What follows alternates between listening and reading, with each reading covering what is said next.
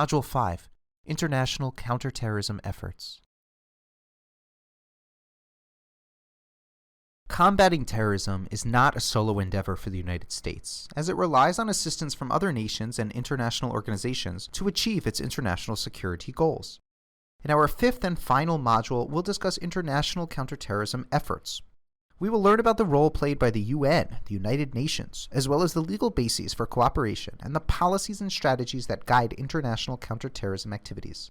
We'll wrap up with an analysis on how the international community uses operational tools, including military force, economic sanctions, legal cooperation, and civil society development to deter and defeat terrorism. International treaties.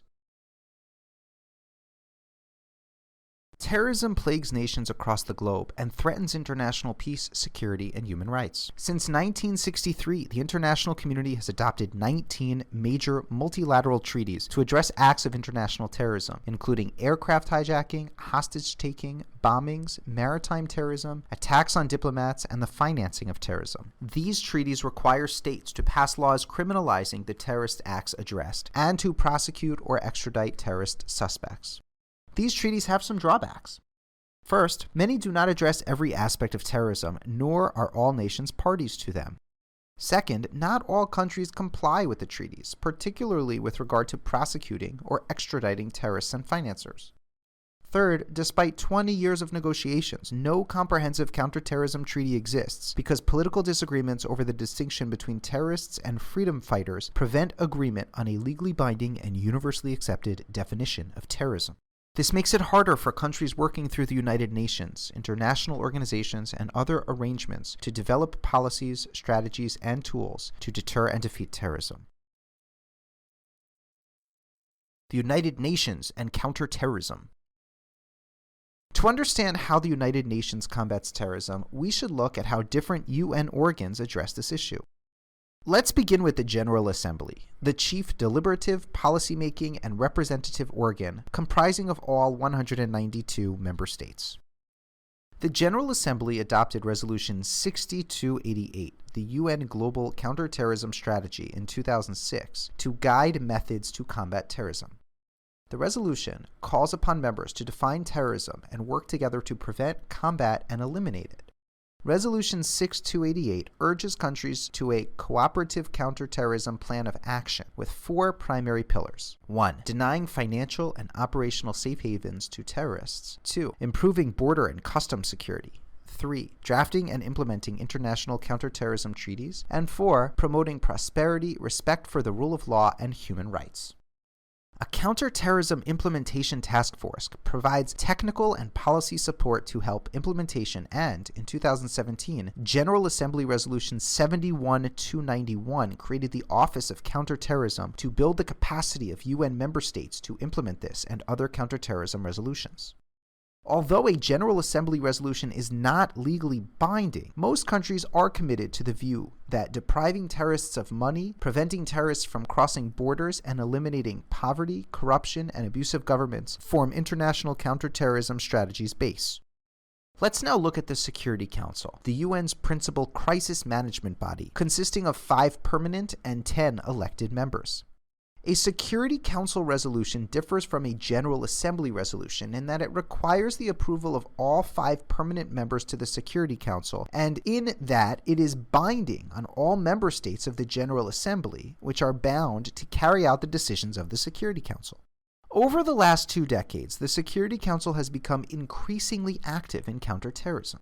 On October 15, 1999, the Security Council adopted Resolution 1267, deploring the fact that the Taliban continues to provide safe haven to Osama bin Laden and to allow him to use Afghanistan as a base from which to sponsor international terrorist operations. It called on countries to isolate the Taliban physically and financially. In December 2000, the Security Council passed Resolution 1333, which required countries to freeze the assets of bin Laden and his associates who were designated by a committee created by Resolution 1267. One day after the September 11th attacks, the Security Council passed Resolution 1368, calling on all states to work together urgently to bring to justice the perpetrators, organizers, and sponsors of these terrorist attacks, and to cooperate in counterterrorism. About 2 weeks later, the Security Council adopted Resolution 1373, directing all states to criminalize the financing of terrorism, freeze terrorist assets, suppress recruitment by terrorist groups, eliminate the supply of weapons to terrorists, tighten border controls, and cooperate in exchanges of intelligence about and investigation and prosecution of terrorists. The Security Council established a Counterterrorism Committee, a Center for Counterterrorism, and many other UN entities to determine how best to support international counterterrorism efforts. Unfortunately, the Security Council's effectiveness is only as good as the political will of its member states. Although the Security Council has partially filled the gap left by the absence of a comprehensive counterterrorism treaty and has given legal force to the General Assembly's counterterrorism strategy, it does not have the power to enforce its resolutions. Rather, it must rely on member states to starve terrorists of money and recruits, prevent them from crossing borders, and eliminate the poverty, corruption, and abusive governments that cause terrorism. Other intergovernmental organizations. Several other international organizations help implement counterterrorism strategy. These include the Arab League, which uses comprehensive and coordinated tactics at national and regional levels to implement the United Nations resolutions, and the Council of Europe's Committee of Experts on Terrorism, which identifies priorities and develops best practices for counterterrorism on behalf of the European Union. The 57-member Organization for Security and Cooperation in Europe develops policies to eliminate the social and cultural conditions that spread terrorism by feeding terrorist ideologies. The African Union develops policies to prevent and counter the ideas that convince young people to become terrorists. Finally, the Organization of American States Inter-American Committee Against Terrorism spots and strategizes how to manage emerging threats. Tools of international counterterrorism efforts. There are several tools international organizations can use to combat terrorism, but the two most frequently used are military force and economic sanctions. Let's first look at military force. Under the international law of armed conflict, terrorists are not expressly subject to targeting and killing with military force. Article 2.4 of the UN Charter prohibits a country from using force against the territorial integrity or political independence of another country. Moreover, Article 51 permits the use of force in individual and collective self-defense only if an armed attack occurs. Prior to September 11, 2001, it was assumed that only an armed attack by a country justified an armed incursion into that country. The September 11th attacks changed everything. Security Council issued Resolution 1368, recognizing that the terrorist attack threatened international peace and security and triggered the individual right of self-defense by the United States against the perpetrators of the attack, as well as the collective right and responsibility of other nations to assist the U.S. Resolution 1377 labeled terrorists an enemy of all humankind and called on all states to engage in efforts against terrorists and those who finance, plan, prepare, and support terrorists. The United Nations recognized that terrorists could, by attacking a state, become the lawful object of military force in self-defense, and authorized all member states to use military force against the perpetrators of the September 11th attacks. On the same day the UN issued Resolution 1368, the North Atlantic Treaty Organization declared the recent terrorist attack to be an armed attack within the meaning of the NATO Charter, which provides that an attack on any NATO member is an attack on all NATO members. Thus, NATO recognized the right of the United States to use military force in self-defense against the perpetrators, while arguably obligating all its members to do the same. Diplomatic efforts and financial assistance induced 136 nations to join the battle against al-Qaeda and the Taliban in Afghanistan after September 11th. However, many military contributions by participating countries were very small and did not include combat troops or consisted solely of intelligence sharing or offers of use of military bases. International organizations have also assisted in an international counterterrorism effort against ISIS. Known as the Global Coalition, it has attracted 75 countries. The United States has organized and leads its military effort with contributions from NATO and other European allies, plus other countries such as Australia, Turkey, Jordan, and Morocco. The Global Coalition eliminated 30,000 ISIS fighters and liberated 90% of the territory that ISIS once held. The second tool in the international counterterrorism strategy arsenal is the power to enforce economic sanctions, to disrupt trade and financial transactions, and carry out asset seizures. Although coordinated and supported internationally, most economic sanctions are implemented by nations through their own laws. UN Resolutions 1267 and 1333 require states and regional organizations to create a 1267 list of known terrorists and other entities associated with Osama bin Laden, Al-Qaeda, and the Taliban, a list that by 2011 numbered nearly 500. Arms embargoes and travel prohibitions are included in the 1267 and 1333 sanctions, and other terror organizations, including ISIS, are similarly sanctioned. Terrorists and entities can, however, challenge their listings. For example, pursuant to Resolution 1267, the US and European Union recommended that Yasin Qadi, a Saudi citizen who founded the Mu'afek Foundation, an organization associated with bin Laden, be listed and thus subjected to sanctions. Qadi challenged his listing, claiming that his inability to view the evidence underlying his listing violated his rights. In 2012, while Qadi's case was on appeal, the UN Sanctions Committee removed Qadi from the list, reasoning that Qadi was entitled to an opportunity to know and contest the reasons for his listing in an impartial hearing.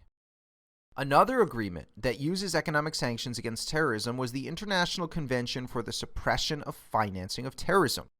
It defines terrorist financing as a crime and requires signatory states to criminalize specific acts of terrorist finance, identify potential terrorist financing, freeze and seize the assets of terrorists and their supporters, and prosecute and extradite terrorists. In 1989, the G7 nations, 7 of the largest and most advanced economies in the world, formed the Financial Action Task Force on Money Laundering. After 9/11, the task force expanded its operations to include international standards for terrorist finance to combat money laundering and the financing of terrorism.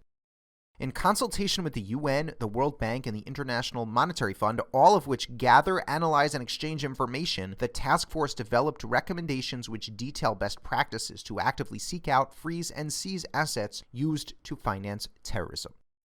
Despite the advent of international economic sanctions to fight terrorism, they can be limited in effectively curbing terrorist activities.